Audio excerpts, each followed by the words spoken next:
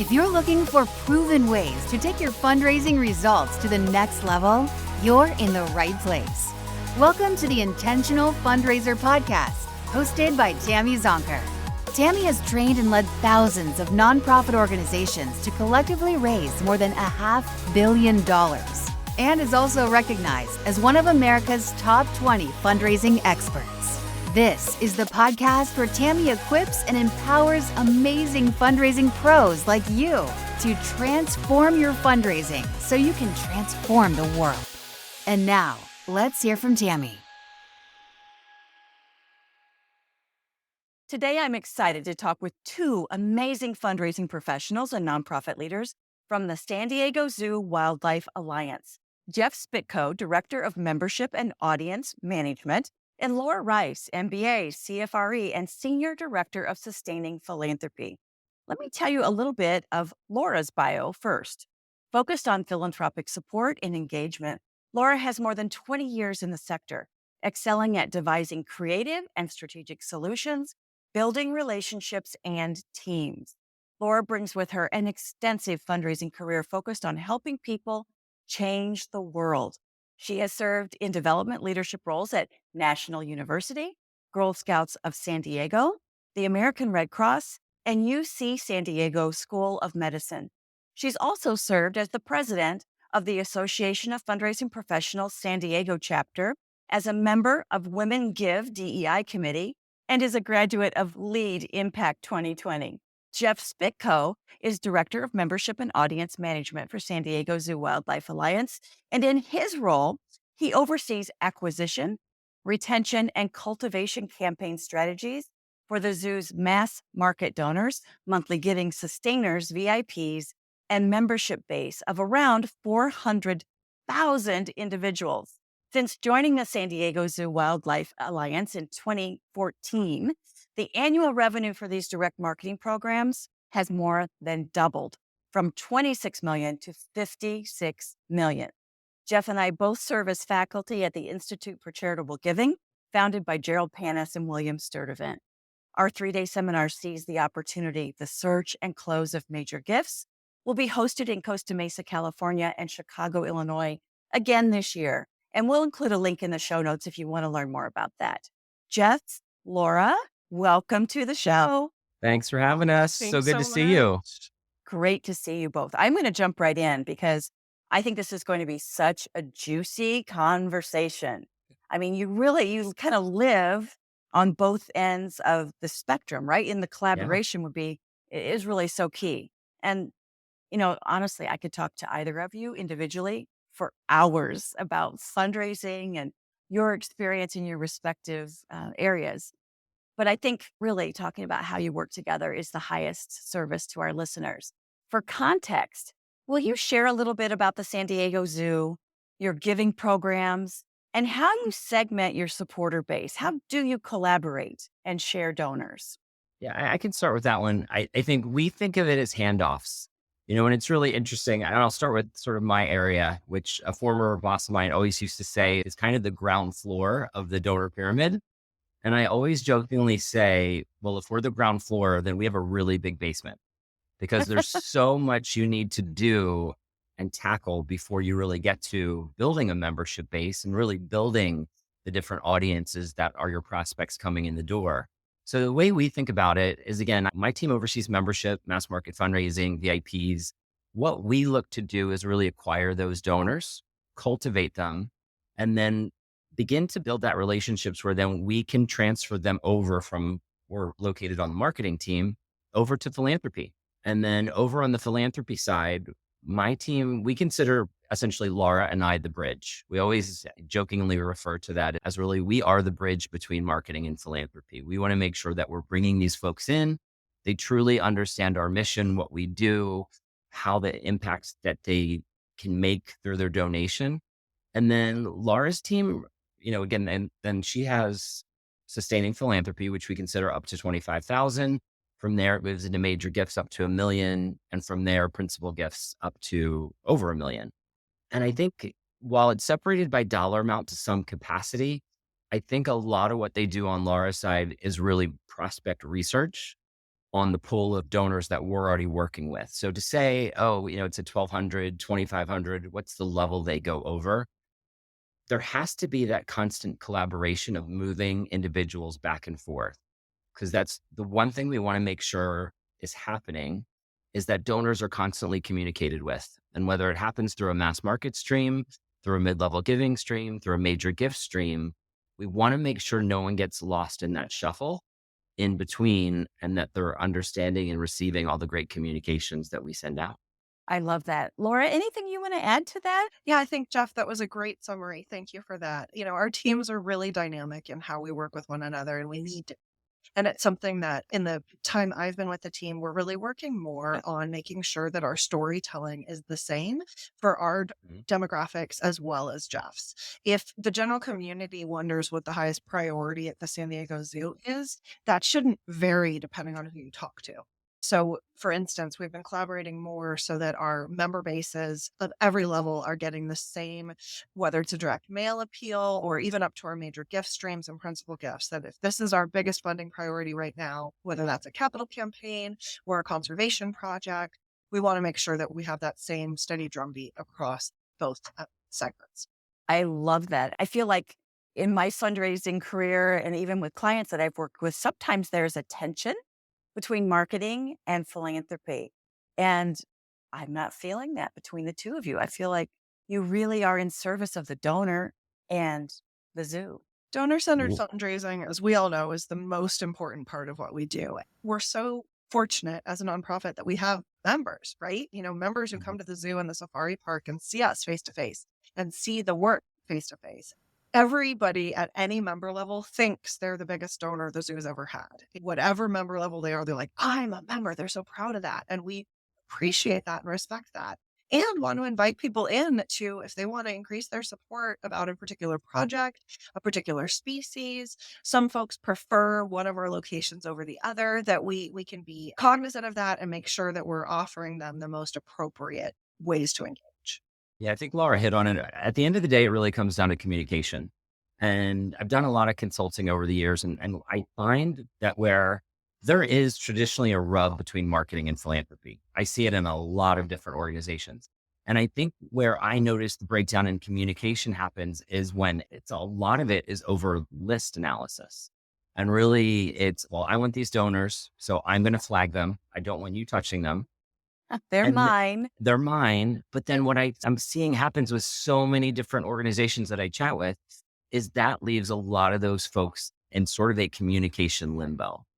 And then what happens is they're just missing out on things. Mm-hmm. And so I think what we do really good internally, and my team and Laura's team, we meet pretty much weekly. I mean, I feel like in terms of stakeholder relationships across the organization, we chat, every Thursday we have a status meeting. So there's a lot of communication, so we can not only figure out what's the messaging we're putting out into what audience is, the level to which we're going into details on that messaging. Because I think we know what Laura would put in an appeal is very different than sometimes the appeals I need to put out, because she may be able to talk to her donors in person about it. There's a lot more in-person donor communication happening, where I know I'm dealing with scannability.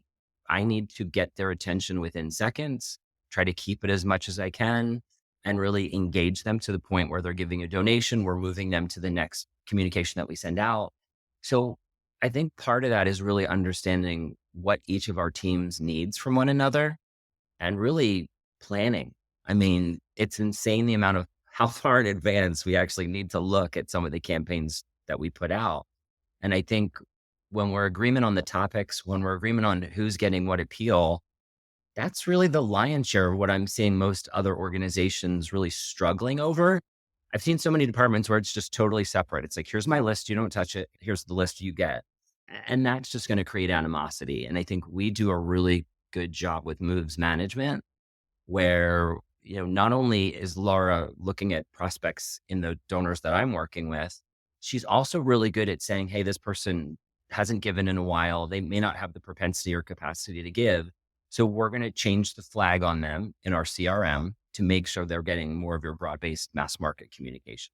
And I think, again, that just goes down to making sure that people are getting their full experience with the organization, regardless of where they're serviced.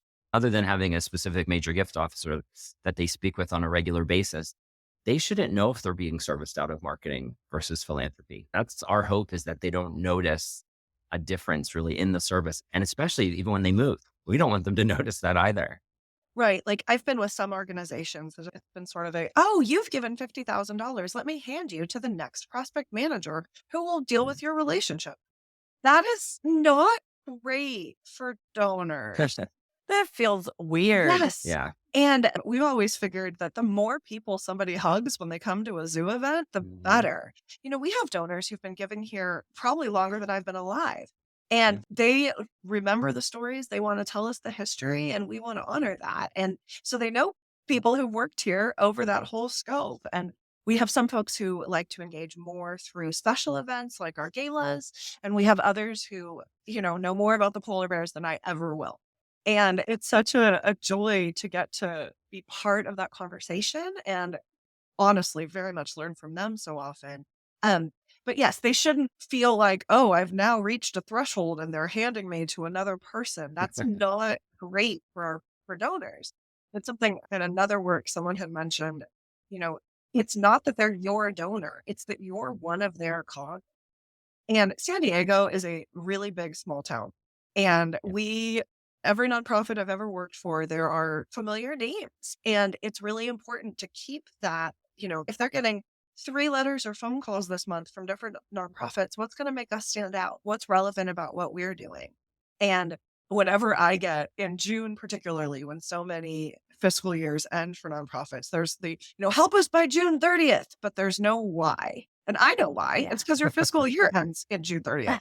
But it doesn't matter to me. That doesn't make a difference in my giving. So what's the impact that it makes for the donor is always a piece we're really cognizant of. I love that. I love that on so many levels. For one, you're not just engaging them based on the dollar value of their last gift or even their lifetime value, right? You're looking at loyalty. You're looking at is it conservation? Is it a specific animal or species? Like you understand your donors and you engage them in the ways that are the most meaningful to them. And you want them to have that, as you said, like that hug, regardless of whether they are the $1 million and above, 50,000 and above, 25, or they are a $10 a month monthly donor, right? I absolutely love that. And I feel like there is a shift, and I think it's a good shift. I think that we as fundraisers, our best practice has been donors that give at this level get these touch points in these channels on these months. Donors who give at these lower levels get less touch points, get less outcomes or impact reporting, they just get less often, less personal. And, I think that we're waking up. Like, you don't have to look very far. U.S. giving is down. Canadian giving is down. The number of U.S. household giving is significantly lower than it was. It's below 50% now. And it was 2/3 of households were giving just a decade ago.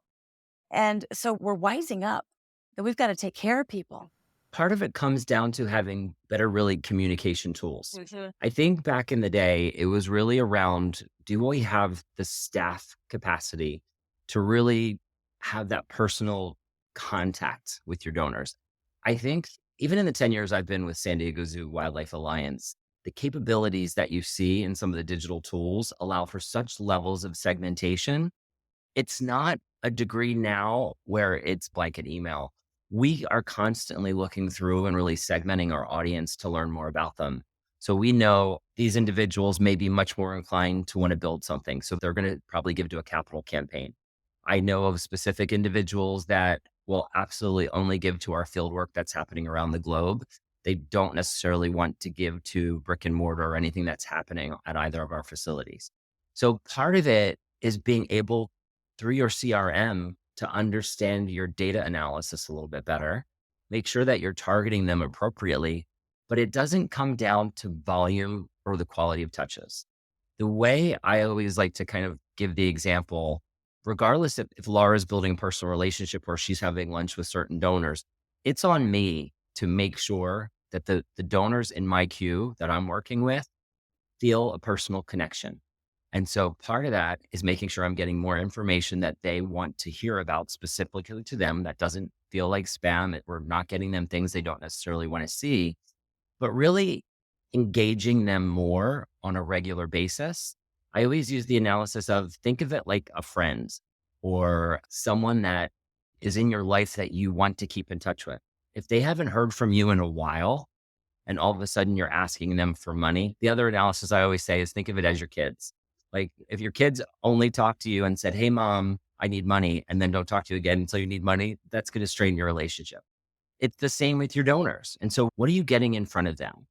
If it's always appeals that are just straight up fundraising appeals, it's not going to feel like an authentic relationship. And it isn't an authentic relationship. You have to manage the good times and the bad times and follow up with items that are happening in terms of where their donation went for impact. You have to learn from them. I love surveying members. I love surveying donors. I want to make sure I'm hearing from them. I also love when I'm at events, I run around like a maniac just trying to talk to people because it's such an opportunity to kind of say, "Hey, what do you think? We've changed up our membership materials. What do you think about this? What are you enjoying? What's the reason you're renewing? You've been a member with us for 15 years. What is it that's keeping you from doing that?" And so being able to get that information to create that constant stream of really fluid communications that aren't all about a fundraising ask are a critical part of maintaining that relationship. Because it is, I mean, I'm not meeting with these folks in person like Laura and her team are, other than maybe a couple donor events per year.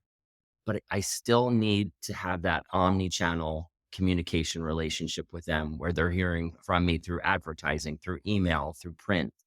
Because otherwise, if you're not staying top of mind, they're hearing from a lot of other organizations and they will easily give to one of those who is spiking their interest at a point where they're not hearing from you.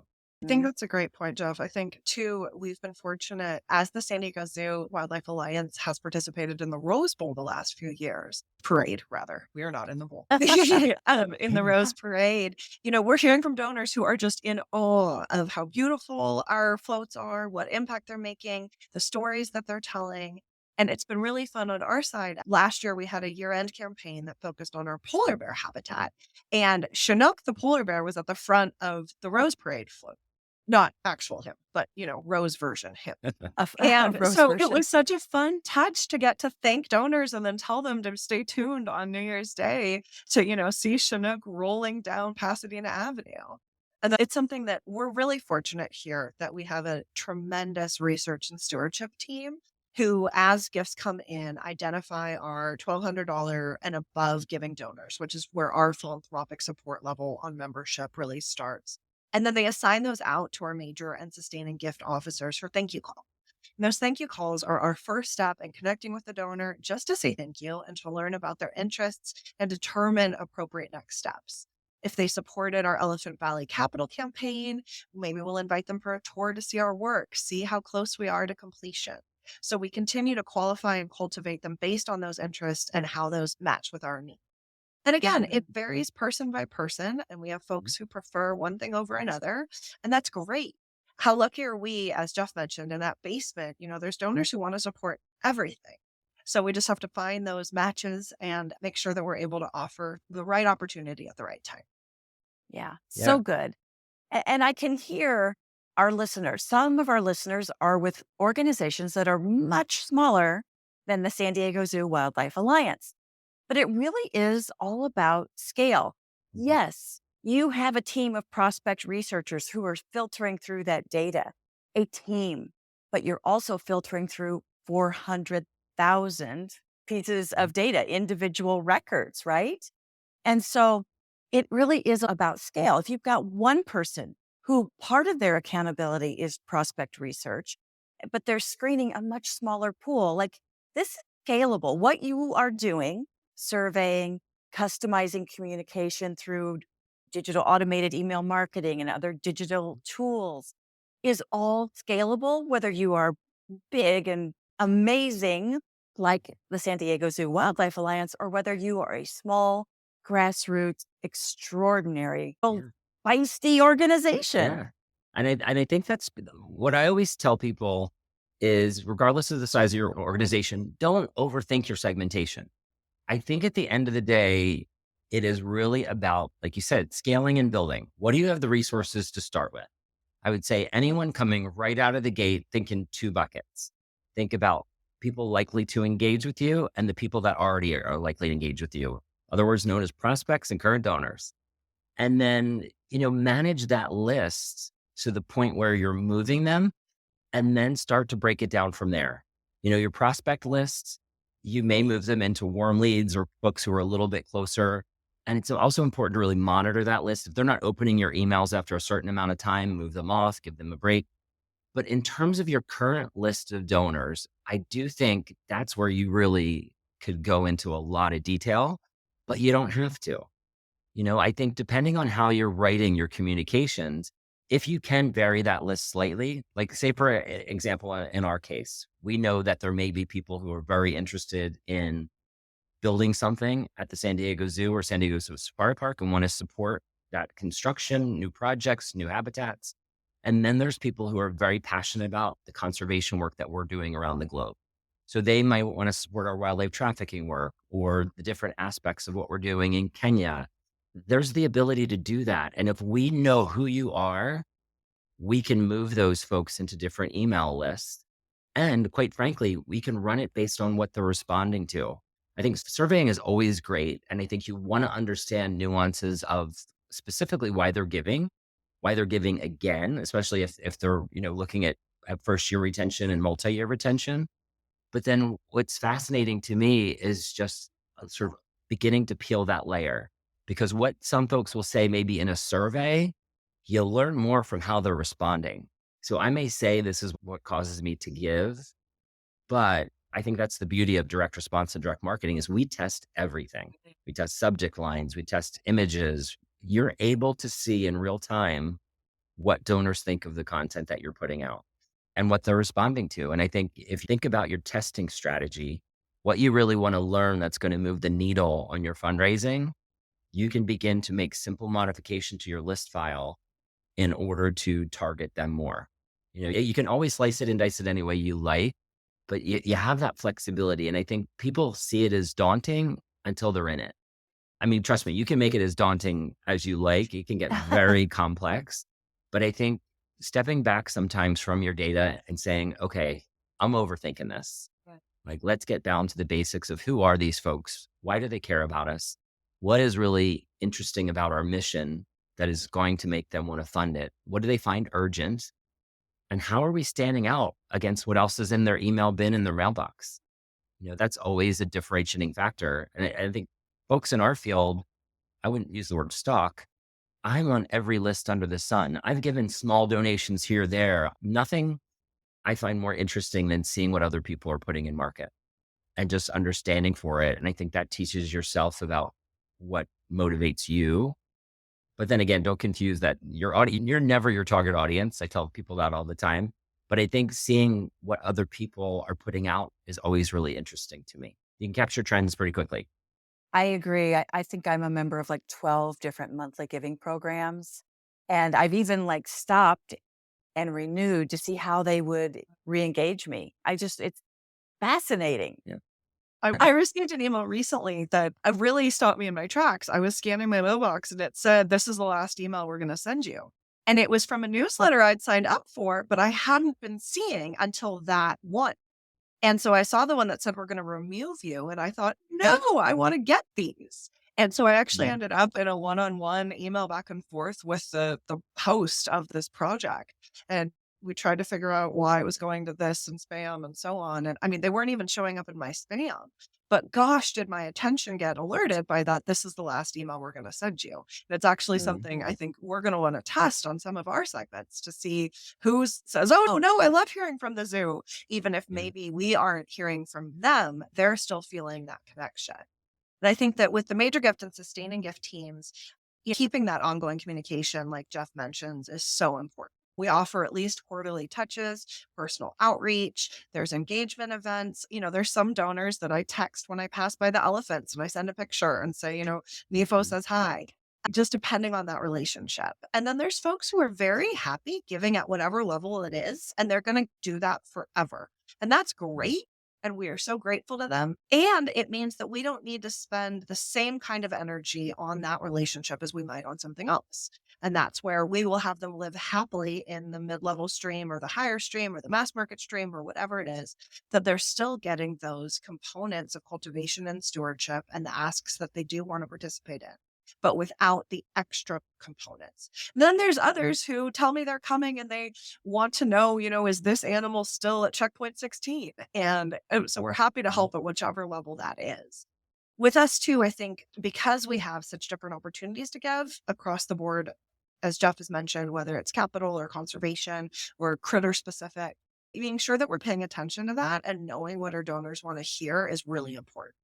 This last year, we started these insider alerts. So our donors are getting more information about what's really of the moment at the zoo and the safari park. And that's been huge. Folks love that personalization. We're forever taking a look at what's on our social channels and making sure that we're sharing that with donors as well. There was an amazing video last week of one of our elephants having a great time in the San Diego rain. And I mean, I think it went viral. I think it's in USA Today now as well. And being able to share that kind of joy with folks is really a privilege. Yeah. And social has become, I think in terms of channels, has grown so much. When I talk about how if membership is the ground floor, that we have a really big basement, that basement, when I think of that, is the cultivation work that happens before they give their first donation. So what we do a lot of, we have an amazing social team that does a lot with those social channels. And one of the things that we're really trying to drive is how can you move social followers to email subscribers and then move email subscribers to donors? The ability to donate quickly through social is really challenging. But what we know is that if you're constantly engaging them, they do want to hear more from you through other channels. And I think there's a lot of new swipe up campaigns, different things you can do through social, through TikTok, Instagram, where you can begin to collect those emails and then put them into a cultivation stream. So if you sign up for our emails, you'll start to get a specific cultivation that goes out automatically as a sort of quick series. And the hope there is to drive you and make sure that we're just shepherding you in properly in your first experiences of dealing with us. And then we'll really start the increase in terms of the communications that you're getting.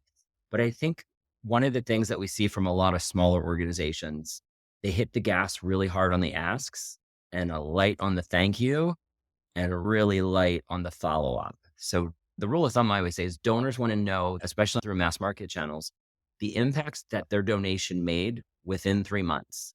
So I always try to make sure we're giving some sort of follow-up before we go out with sort of larger scale additional asks, just so they know the impact that they're making. Because otherwise, if they're not hearing why and what success was achieved through their donation, trust me, they're probably getting 10 other emails from other organizations today. And we want to, again, stay top of mind.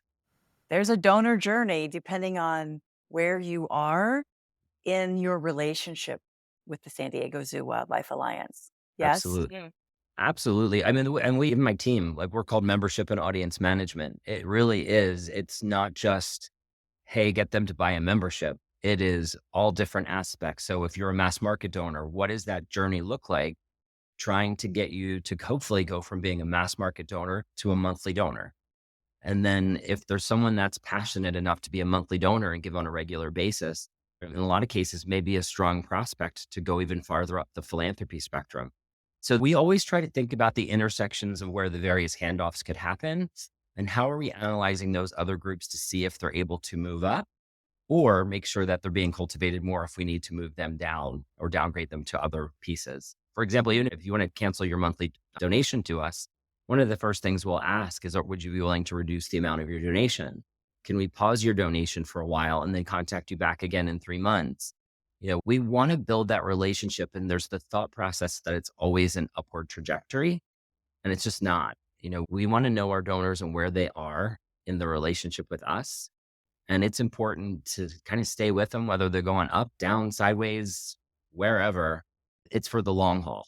And to do that, I think we need to follow their lead rather than just pushing them in a place to go higher when that may not be where they are with us. Yeah. I think that was a big lesson we learned really from the pandemic. We Mhm. reached out to supporters and we're like, how are you? How can we help? Right? It was especially, Laura, in your world where we have face to face relationships, but Jeff, likely even in your world, through surveys and questionnaires and just following, as you said, following their lead. Yeah. Behaviors tell us so much, even if they're Mhm. not speaking words to us. Well, and we were so fortunate with the pandemic. The San Diego Zoo website went off the hook. Speaking as a parent, what can I give my children to do now that we are stuck at home all the time forever? And went crazy with everybody wanting to see whether it's the webcams or learning the stories of the work that we're doing. And that's something that I think was actually a really great lesson for us because it helped us to change that messaging in some cases. Mhm. Our CEO joked that, they did a webinar and you might think that the community wants to learn from leadership, but all anybody wanted to talk to was the folks who take care of the polar bears, find out what's happening Mhm. with them. And I think that makes a lot of sense. Folks really care about the wildlife we care for. And when we had to close our doors, that was a huge challenge for folks.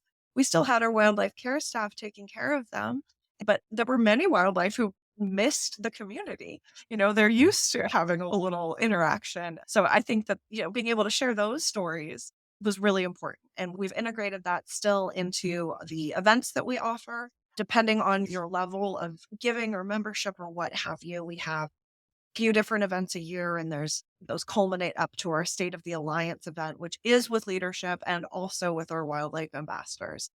So you get both sides because I think being able to share that face-to-face interaction with our wildlife and with our leadership, we're finding the right happy medium mix of that. That is what the donors want to know, both from the trajectory of the organization and just how's baby Kaja the orangutan. So good. Share with us, if you will, like what are your criteria and process for identifying direct response supporters that are ready to move to mid-level or maybe to a major gift portfolio? Or what would be the criteria and process when a supporter, maybe who is assigned to a major gift officer or lives in a portfolio, so to speak? When do you identify when it's time to transition them back to mid-level or the mass marketing pool? Yes, I think for us, really, those thank you calls I mentioned are a key component of that. That starts our qualification track. It's important to recognize that qualification is often multifaceted. I think as development officers, sometimes we think, okay, I need one qualification call. Well, maybe, but it depends again on the donor. And with our segmentation, maybe I need to offer them a tour. Maybe we need to have that to face to see what makes them light up. For us, with those quarterly check ins that we do and the different events, we want to offer folks at least a year of engagement before we say, no, they're not interested in this or that or the other thing. And I think that's something we're putting more definition around.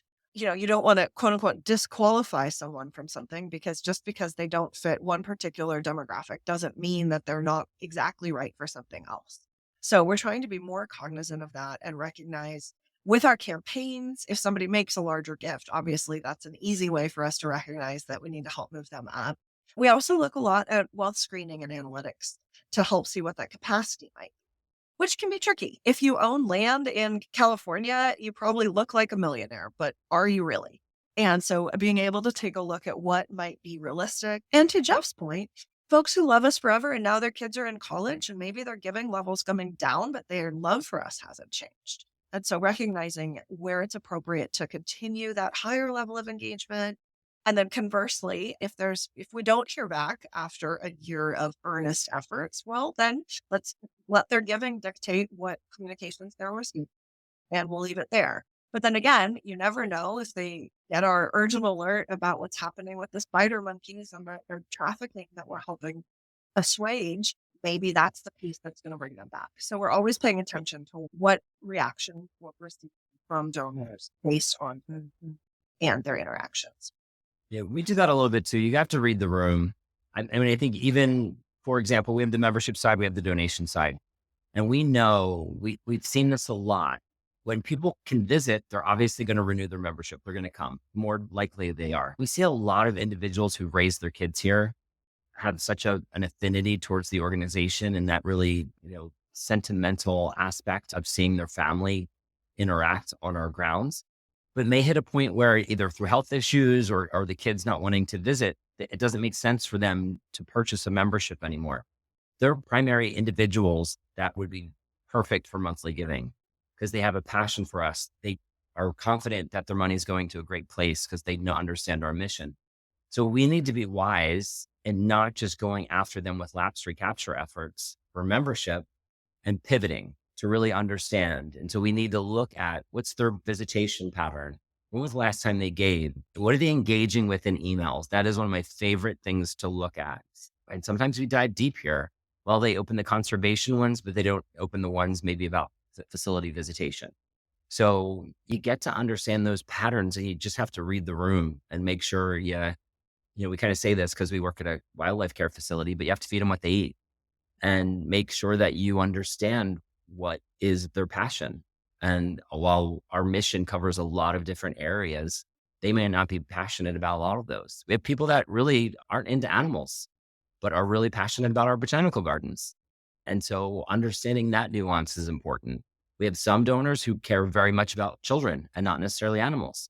So they'll support some of the efforts that we do with funding education, funding children's visitation, funding our facilities around Children's Zoo, our Wildlife Explorer Base Camp. So it's really understanding sort of the nuances of what they're passionate about. I love this conversation. And one of the things, when you pull back the curtain to this degree, one of the things that is abundantly clear is that, times really have changed. I mean, some of us have been fundraising for 20 years, more than 20 years. I'm seeing nods here. Yeah. But here's the thing. It used to be we poured all our energy into getting that campaign out the door, whether it was in the mail or we pushed send or we set it up in that automated email marketing. So those things were going to drip out on schedule. Or maybe it was that capital campaign. We got through the leadership phase. We're in the major gift phase. Regardless, we spend so much time getting the case right, figuring out what to say, how much to ask for, getting it out the door. And then we kind of go, whew, now let's see what happened. Let's see when those checks come in. Let's watch when the daily gift report comes. But the truth is that is when the work really begins, looking at the analytics, looking at who opened what, who's responding to which appeal, which subject line. Like the campaign is just getting started when you push send. Yeah. The way I talk to my team about it is I almost to a degree, and this may seem blasphemous, I don't like us thinking in the term campaign. I always say, let's continue the conversation. I mean, I think our partnership with Laura's team and the philanthropy department, we work much more integrated around certain times of year where we do larger campaigns like spring appeal and obviously year-end appeal. And there's a lot of nuances that go into the audience segmentation on those. But I'm thinking, we lay it out like a Scorsese movie. Like we want to see what's the points of the emotional journey that they have from the time they, January 1st. We know that they're going to feel a little tired. There's going to be a little donor fatigue because we have gone after them really hard with year-end giving. And that's a period of time where we want to talk stewardship. We want to talk the impact that they made. Let's get impact stories out, give them a little bit of breathing room. And then we go into February. So we're constantly thinking of that journey. And not only, the ebbs and flows of making sure we're inspiring, asking, thanking, and reporting back, but just what else are they getting in their mailboxes? I mean, this year we have a national election. And so we already know, if I want people to really pay attention to our stuff, that probably needs to happen in August and September, where it's typically just the point where we're starting to figure out year end and really getting that stuff to sort of lay the groundwork. So you have to understand the patterns of them and looking at it from their perspective, as opposed to, hey, this is the time of year where I want them to do this. Because regardless of what you want them to do, you have to think what realistically they are likely to do or what else they're going to have going on in their minds. It's really, the thing I love about what we do, and, I obviously prefer working in my side as opposed to doing direct donor work like Laura and her team, but I love the psychology of it. Nothing fascinates me more than coming up with a campaign, putting in market, seeing what they respond to, seeing what they liked, didn't like, pivoting quickly, changing up content, changing imagery, and then seeing the results. And I think all of that over the years makes you realize, regardless of what you think is coming, you don't know until you put it in market. It is all a mystery. And that's fascinating to me. But it always comes down to, it's not about you, it's about them. And I think regardless of what you're trying to get them to do, because they've done this before, you've got to know what else is going on in the world and what else they're going to be seeing in their email bin and in their mailbox, what anxiety they may have in terms of market. Like we said, in general, I think giving's down about 16% nationally, at least on the mass market side. So we know there's something causing it. And it could be anxiety, it could be inflation, just there's lots of different factors, but really taking all that into the mindset when you're figuring out what you're asking your donors to do. And to Jeff's point, this year especially, we're really talking about leaning into joy, because this is going to be a year that's going to be hard for folks across the board. And we've come through so much as a country and as a world, which is exciting. And there's really great conservation benchmarks we're hitting that we do want to celebrate and share. And every new baby born is, of course, a huge celebration. And so being able to make sure that we're able to lean into that more even than maybe some other organizations might. Though I do want to mention too, in my past life from a social services side, making sure you're doing that stewardship piece that we're talking about is so critical, and ensuring that you're saying thank you and that they know what impact they've made before you go for any more asks. When I was at the Red Cross, we started putting together just these little your gift at work postcards. And you have to be really careful on the social services side that you're not accidentally being exploitative to anyone or sharing stories that you don't really have the bandwidth or appropriateness to share. But we were able to say, hey, because of you and other gifts last month, we were able to help this many people who were displaced by a house fire, provided supplies for this many pets, offered this many gift cards, et cetera, et cetera. And that quantifiable piece can be really meaningful for people. I know we all love the individual stories, and that's critical. But when you can't say we helped Tammy, you can still say we helped this many folks, and this is what it looked like. And so I think being able to be flexible with the way that you tell that story, regardless of your nonprofit, is really important. I love that. And so there have been a couple of times you've mentioned the power of story, and you've also talked about your team. Talk to me about maybe a collaborative success story where your efforts came together, your team efforts, marketing, philanthropy. Well, I think about our year-end appeals that we do, and our new habitat that we're working on at the San Diego Zoo Safari Park is Elephant Valley, which will be transformative to the location and such a great place to really showcase the conservation work, not only happening here in San Diego, but also across the globe. And so that's a perfect example where, my team and Laura's team, we work together to really meet with, the head of the safari park, with the architect working on it, with folks that are in the field, not in the field here in San Diego, but in the field in Kenya, working on our elephant projects, because we really cross-pollinate all of those projects. The work that we do in the field, we showcase here, and what we learn from the elephants in our care at the San Diego Zoo Safari Park, we take those lessons learned and apply them to the field. So it's interesting. And I think working through that messaging and hearing directly from the individuals that are working on conservation, we take it very seriously to make sure we're conveying the story properly. Obviously we want to persuade them to give. And I think there's folks who are going to give for different reasons. But what I love is when we literally sit down, and it's Laura's team and my team, and we figure out like, okay, what's the nuances between the mass market appeal, maybe a higher level mass market appeal going into mid-level giving, and what is her major gift officers getting? It's fascinating because sometimes it depends on time.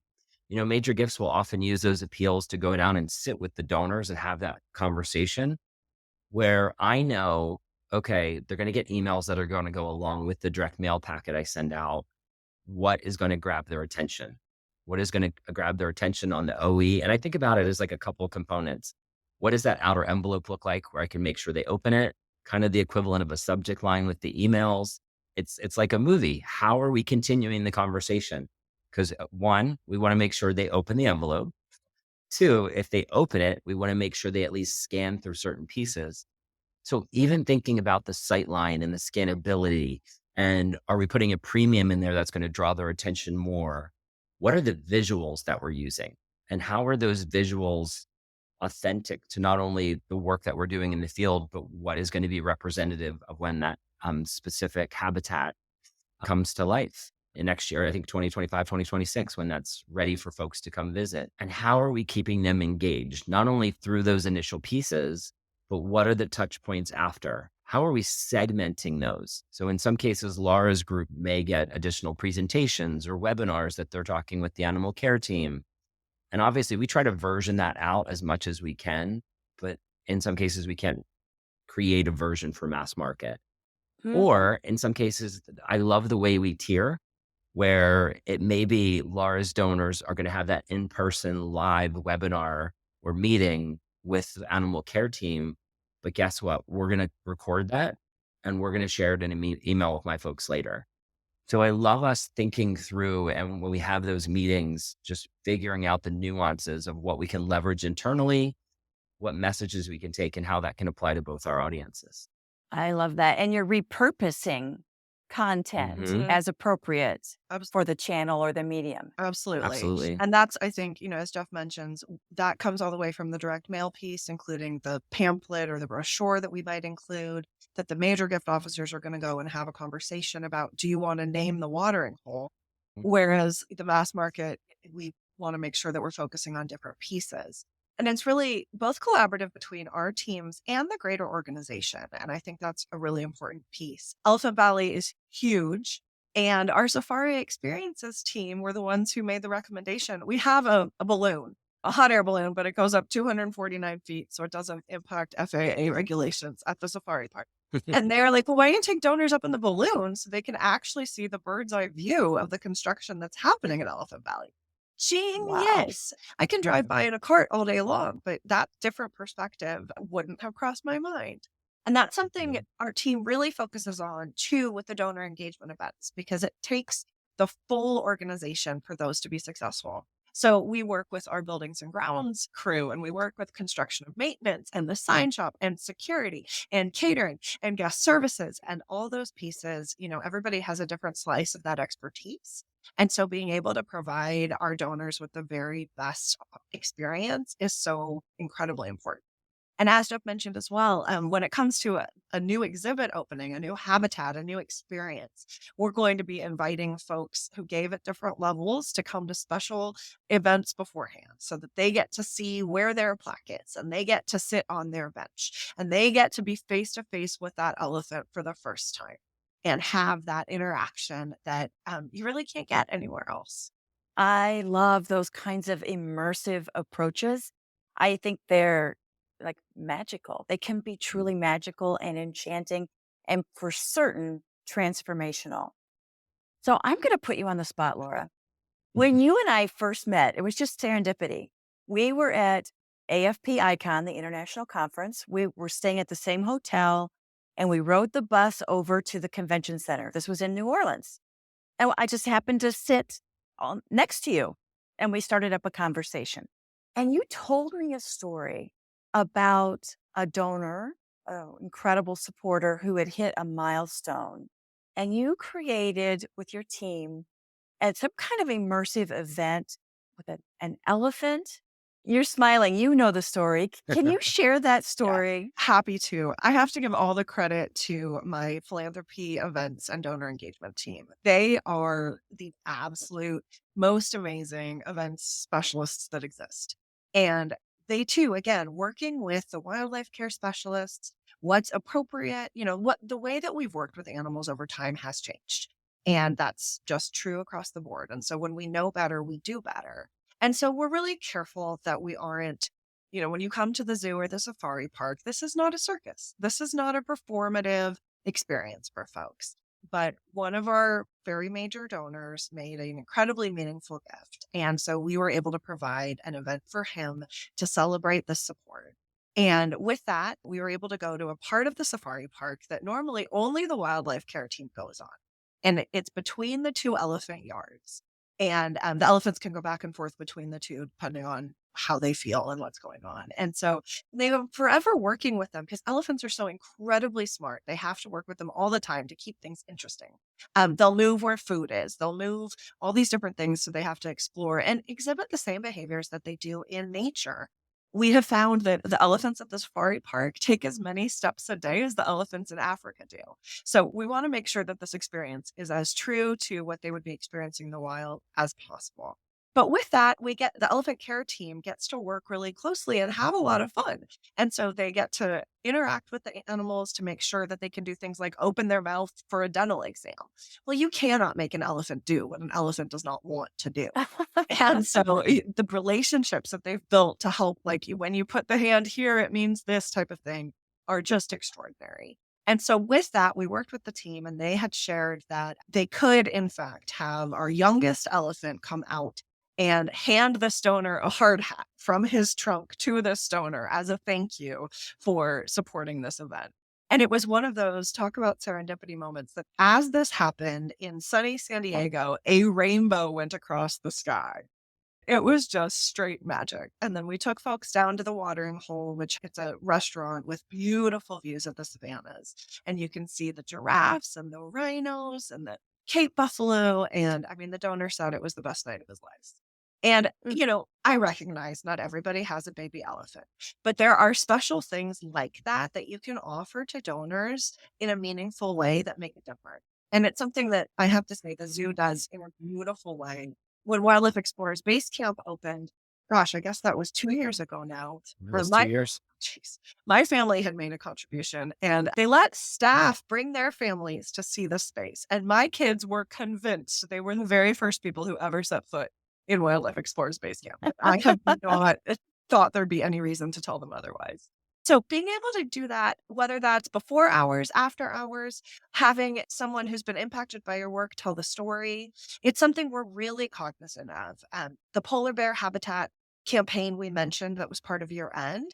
Last year, our year end event for our President's Club's members, again, our higher level membership philanthropic group, we had the head of curator of mammals come and talk about the polar bears because they want that behind the scenes real stories of who loves which fish and what is it Chinook likes to do the most. And I saw that one loves to lay in the snow and this and that. So that type of really engaging personal experience is critical. And it is wonderful to do with wildlife. And any nonprofit can do it with their organization and whatever their mission is as well. It just takes a whole lot of creativity. Yeah, I love that. And you're so right. I mean, you have the elephants and all the beautiful animals. We're very Yay, lucky. you. Yes. Very Yes. lucky. Love it. And I started my career at Girl Scouting and we partnered with the local universities, Society for Women Engineers, who were bringing in Dr. Sally Ride, like the first woman astronaut in space. And so we got a few seats and the girls who were in our Girl Scouting STEM program got to meet Dr. Ride. They sat there and listened to her talk. She took questions afterward. And it was sweet. Like one older girl, you have tenure at Girl Scouting too, Laura. Absolutely. One of the older girls, a junior, raised her hand and said, "How'd you break through the glass ceiling, in an astronaut program?" And another little girl, a brownie, said, "Dr. Ride, how do you go to the bathroom in space?" These are just such endearing moments. And most organizations can figure out something. I mean, I also grew up fundraising for children and families and mental and behavioral health. So obviously very sensitive. We have to respect. And you mentioned the importance of ensuring dignity and appropriateness and all of those things. That's a given, period. And there are still opportunities, whether it's an expert speaker, there's always something that can be done that's immersive and magical or moving and truly inspirational, right? It's a conversation I've been having with some other colleagues in the field, particularly around the research and science side of the house. There's such tremendous work being done, but generally speaking, research goes slow. And if you gave this month, next month, there isn't necessarily something to update you on yet. When we talk with the scientists and we ask them to share, maybe it's a quarterly report on what the impact is and how the program is progressing. that makes such a difference as well. And especially, I think in those areas, folks who support that kind of work tend to have more of a science lens. And so they are interested in what the, slides found, but whatever the next steps are in the process towards the outcomes that we're trying to find. And I think that's such an important component. And it's something we try to do here as well, that if maybe we get a grant report from a researcher about the work they're doing for the frozen zoo, and then we can take that information and parse that out to other donors with those interests and make sure that we're sharing the good news, whatever it is, in that process. And that's something, again, on the event side, we've been working on. Conservation can be tricky to help engage people with, again, because it's not a short-term project. But last year, we partnered with our conservation researchers and scientists to create an event where donors can engage with the actual experts face-to-face in these conservation stations. And it had such a great response, got to put an endoscopy camera down the throat of a plush lion. And it's a lot harder than you think. And just these pieces that, there was an example of how a specimen's taken. And it said, yeah, now imagine this is an actual rhino who's moving. And so just these pieces where I think so many of us wish we had that science piece and want to have that experience. And so being able to have just an inkling of what it's like to do some karyotyping or whatever it might be is such an exciting thing for our folks. Amazing. And just for clarity, a plush lion is like a stuffed animal. Yes? Like the little rhino behind you. Correct. But when you say okay, a stuffed animal, some people think we mean taxidermy. And we Oh. don't. We mean plush made of Plush. probably polyester and cotton. Thank you very Sure. much. Yes, I wanted to thank make you certain for that wasn't a variety. Yes. So amazing. All right, for both of you, with the evolving landscape of fundraising, there's a lot of trends, there's a lot of tools that are emerging. You've mentioned the importance of a great CRM with good data integrity. You've talked about surveys and behavioral modeling and automated email and, tools that help us prospect research and segment. What are you finding that's emerging? Are you embracing AI-based tools? What's next for you and what should be on the minds and, kind of in the forward vision for our listeners? I think this can be tricky for folks. Normally, nonprofits have small budgets. Normally, emerging technology is not free. And so this is a place where I think being able to balance the ROI of what's going to make sense for you and your organization is really important. And if you're able to partner with consultant agencies who might have expertise in different areas, that can be really critical for you. I mean, for us, honestly, some of that was even just partnering to create peer-to-peer fundraising pages that are easy for folks to use for tribute, memorial, gifts. In the past, not that long ago, when somebody wanted to have a birthday fundraiser, the answer was mail your checks to the zoo. Well, most folks don't necessarily have checks these days. And most of the folks who want to do this fundraiser aren't going to really appreciate the ease with which that has happened. So I think that there's components you have to take a look at. Jeff, I know you had some thoughts about this. Yeah, what I'm seeing really emerge is programmatic video. I think video is becoming just such a source that's critical to really showcase your mission. And I think what people always need to realize, especially the smaller nonprofits, you don't need to hire a video services crew for everything. Everyone's cell phone has video in it, especially for quick appeals that you want to get out the door. Sometimes quick video can mean a lot. Using video in your digital advertising, I think where I'm seeing a larger scale difference really is just in the audiences that we're reaching. I think of the days when people would just buy lists, even for membership. When I joined the organization, they were primarily doing acquisition through new mover guides and through parenting magazine lists that they would buy. So you think today, most people are using consumer data platforms. They call them CDPs. And essentially with those, they're really targeting messaging through digital advertising through connected devices. And you think about all the connected devices that you have in your home. I think the average statistic is that most US households have about 25 connected devices. And that number's doubled in the last 2 years. So being able to really micro target your messaging as opposed to just saying, hey, we're the San Diego Zoo. We know that moms are going to be a big part of our marketing. So let's just buy parenting magazine lists. It's such an outdated tool where now we need to micro target and know, hey, this is you on your computer versus your husband versus your child. How are we getting those messages in front of you that are going to appeal to your consumer? How are we making sure that we're doing omni-channel marketing and that we're really timing out the mail pieces of when they're hitting with your emails that we're giving versus digital advertising in market? It really needs to be, the way we explain it is almost essentially a symphony. I always say they refer to them as their toolkit.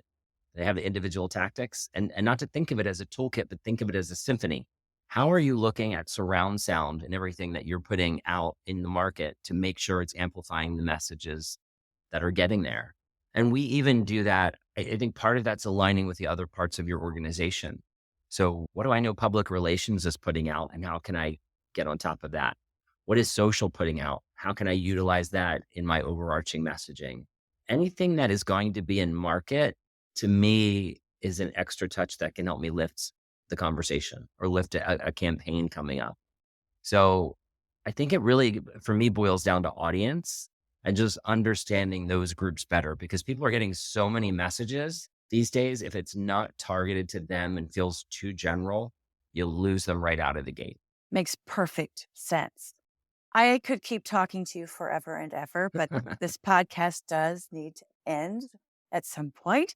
So I just want to give you both an opportunity to share any parting wisdom, advice, encouragement with our listeners as we wrap up this episode. I think it's so easy for us. We're also passionate about what we do. We become walking encyclopedias about our organization. But nobody wants to hear us go through a litany of all the reasons why we think this is the best place on earth. And that's true in campaigns you're putting out, in conversations you're having, and everything in between. I remember early in my career, I had a donor visit with my supervisor, and we were walking back to the office, and he just said, "Aren't we lucky? We get to help people change the world." And that has stuck with me, because no matter what organization it is, you are doing good work for this place. And it's easy for us to get lost from that when we're focused on metrics and goals and timelines and fiscal year end, etc. But we're helping change the world. And so I think that making sure that you keep that perspective helps you continue to be perseverant, helps you be proactive, helps you to be optimistic. And also, as a fundraiser, to remember that when a donor says no, it almost never has anything to do with you. It almost always is, not right now, not that way, not quite that program. Oh, wait, my kids are in college, whatever it is. You can't take it personally, and you have to keep seeing what the right fit might be. I love that. So everyone, pick up a pen, a Sharpie, and a Post-it and write, "I am changing the world." And please put that on your computer or wherever you are going to see it each morning before you start your day, or maybe in those moments when you are feeling a little fatigued, maybe a little stressed. Yeah, such a great perspective. Thank you, Laura. All right, Jeff, top that. Cool. I think two things. I think one, fundraising is never a burden. That's one of the big pieces of advice. I think so many people getting into the industry, because I started in communications, I was in marketing, PR, and eventually made my way to fundraising. And I was terrified of it. And I think it's because you feel like you are burdening people and that asking for money is a burden. Somebody said this to me one time, and they said, well, when you go to a theme park, you pay for that exhilaration of getting on a ride. You pay for a haunted house. You pay for that exhilaration of being scared. When you're donating and giving a gift, you're giving that feeling of knowing the impact that you made. You're bringing joy not only to the people or animals or whoever that's impacting, but also the person that is giving. So it's never a burden. And I think when you approach it from that mindset, I think it's helpful. And then I always think of people overcomplicate storytelling a little bit. And at the end of the day, we all know how to tell a story. You know, we've seen every Disney movie, we've seen every TV show, we grew up on it. We know the basic concept of antagonist, protagonist, conflict, resolution. And I think it all comes down to that, of just telling your story and using your characters. You know, we're lucky that we have this amazing 2 facilities that showcase our conservation work. And what we'll do in a lot of cases is take one of the named animals that we have on grounds to showcase the conservation work happening in the wild. For example, we had a beautiful northern white rhino named Nola, who was one of the last northern white rhinos on the planet that was actually at our safari park. And we used Nola as really the face of what was happening with rhinos disappearing and rhinos being poached, and showcasing through her eyes what's happening with her counterparts in the wild. So the thing I always like to say is think about different ways to just make your story more understandable to people. And through that character development and through the passion that you have for it, to really touch more lives and make sure they truly understand the work that you're doing. And there's lots of ways to do it. We've even sent emails out from the perspective of a penguin.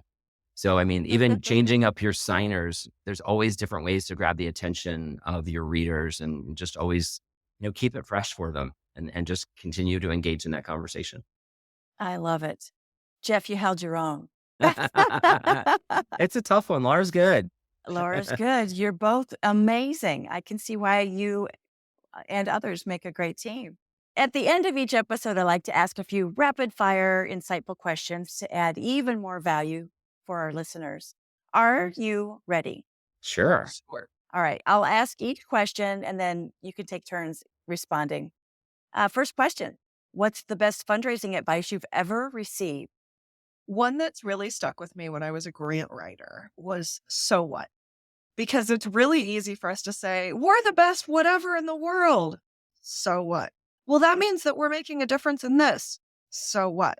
Well, as a result, millions of people's lives are going to be changed and we're going to eradicate this disease or whatever it is. It's easy for us to get lost in the fluff and not actually bring down the impact to an individual level. And that so what question has come in really handy for me when I'm trying to make sure I'm synthesizing the true messaging I want to share. Love that. Jeff, what's your best fundraising advice? It's funny. The one that pops in my head is one when I actually used to do major gift fundraising a bit. And it was, once you make that ask, the first person to talk loses. So that one always cracks me up. And it actually applies to being unapologetic when you're doing your communications as well. So I always think that's interesting of, go in with an approach, make your ask, and then let them respond. Yeah, let them think about it. We, as fundraisers, we've been thinking about it for weeks and weeks, if not months and months. And it may be the first time they've actually heard the number, the impact. Yeah. Right? Yeah, I love that. Definitely. What book do you recommend to our audience and why? I would say pretty much anything from Tom Ahern. I think he is absolutely brilliant. I think Keep Your Donors with Simone Joyo is one of my favorite data-driven nonprofits from Steve McLaughlin. That is a must-have that I make my team read. And one other one that I still, when I was way back when, in the beginning of my career, when I worked in marketing at Vanguard, the head of our department made us read Groundswell by from Forrester, Josh Bernhoff, and Charlotte Lee, I think are their names. Amazing. It talks about really thinking of what they call POST, people, objective, strategy, and then technology. Because so many people dive right into, we need an app or we need to do this with technology. And it really makes you center and think about audience first, objective, what you're trying to accomplish, strategy of how you're going to get there. And then probably what you're doing is omni-channel. So don't start with the tactics and the technology. And that is something I preach to my team all the time. And it's one of those books I read probably 15 years ago, but I talk about it at least once a week. Amazing. And you're an overachiever. That was 4 books. Sorry. No, you're my friend, so I'll let you get away with that. Thank you. Laura. Well, I agree with Jeff's recommendations. I also want to add Give to Live by Douglas Lawson is a longtime favorite of mine. It discusses how giving both your time and money enriches the giver. To the point Jeff was just making, when somebody gets to make that life-changing gift or animal-changing gift or habitat-changing gift, that is a special moment, and the positive effects on their health and their long-term longevity are true measurable things. And it's a joy to behold. Amazing. What are the 3 most important traits a successful fundraiser must possess? I think a successful fundraiser has to stay proactive and optimistic. You just have to be a glass half full type person or you're not going to do well here. Agreed. And then I think on the mass market side, I think it's empathetic. You have to sort of be able to, so many marketing writers cannot write fundraising communications because there's a different sense of persuasiveness and you really have to have a different sense of empathy. Mass market, you need to be right brain and left brain. So you need to be analytical as well, because you need to look at data, understand data, be able to read data to make your decisions. And then I think strategic, you have to be able to pivot quickly. And so always thinking like a chess game, 10 steps of, hey, here's though they're going to respond depending on what we see, how's we're pivoting. Here's where our next communication is going to come in. You have to think a couple moves ahead in order to be timely and really reach your donors the appropriate way. So good. What's your favorite fundraising application or tool? Google Analytics. I don't think I could live without it. It's like having a little psychic in a, you're able to kind of really understand what people are truly behaving. And I think there's other tools out there, but that one just, you got to have it. You got to know it. The Chronicle of Philanthropy, I think, is still a really important publication for industry trends. And it is so useful to compare, as was mentioned, the 16% downtrend in philanthropy across the nation. How is your organization stacking up against that? You need to be able to take a look and see, where are the strengths and where are the weaknesses of your own organization. I also want to share fundraising-academy.org. The Fundraising Academy has free webinars online that include CFRE credit, and they have an amazing overall curriculum, especially for newer fundraisers, but highly recommend checking them out. Very good. Thank you.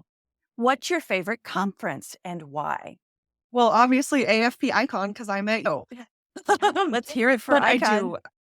It's true. I mean, it's the international conference for fundraising in the world, biggest one in the world. And it is really helpful to be able to go to different sections and learn, again, industry trends, what's happening across the nation, how does your organization up? And being able to be with other fundraisers is always just a joy. And I think for mass market, it's definitely the bridge to integrated marketing and fundraising. For me, that's the bread and butter. It's for the folks that live on the mass market side and the folks who kind of are on the other mid-level giving side that are both working in that sort of marketing, communication, philanthropic communication space. It really allows you to understand so many nuances of it below sort of the direct donor contact piece, everything from data analytics to the way in which you're writing your communications to the different ways you're using omnichannel.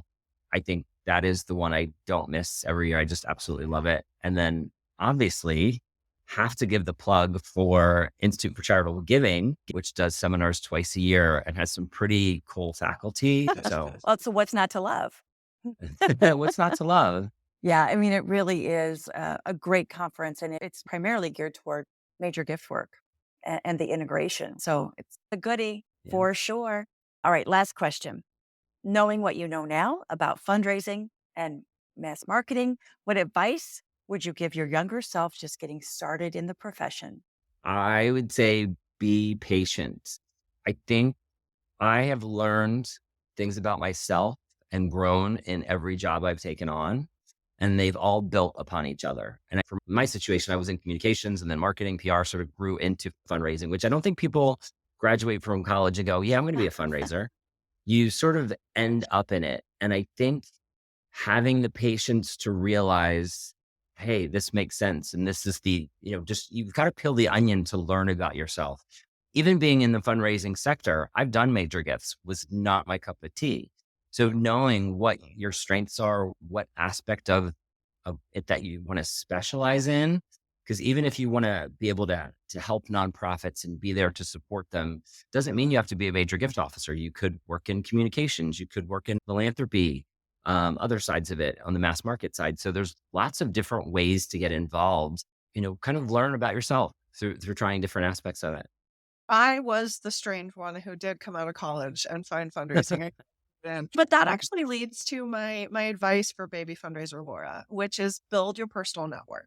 For me, the Association of Fundraising Professionals was a huge component of that. It's so important to have mentors within your organization, but also outside of it. Because to pick up the phone and say, hey, this weird, challenging thing is happening and I'm not sure. First, you might not find it as unusual as you thought it was. And second, having someone else's perspective can be really useful when they're not in the same mire that you are every day. That they might be able to slice into maybe that's a questionable ethical practice, Maybe, oh yeah, that's normal and we handle it this way. Maybe it's just a standard that you're not familiar with yet, but being able to have trusted colleagues you can count on for those strange questions, that has come in handy for me time and again. So good. So good. Thank you both. I mean, you're both so amazing. And together, wow. Just wow. Thank you both for joining us Thanks today. for having us. Thanks for having us, Tammy. You have to make it over to Diego. I will for sure.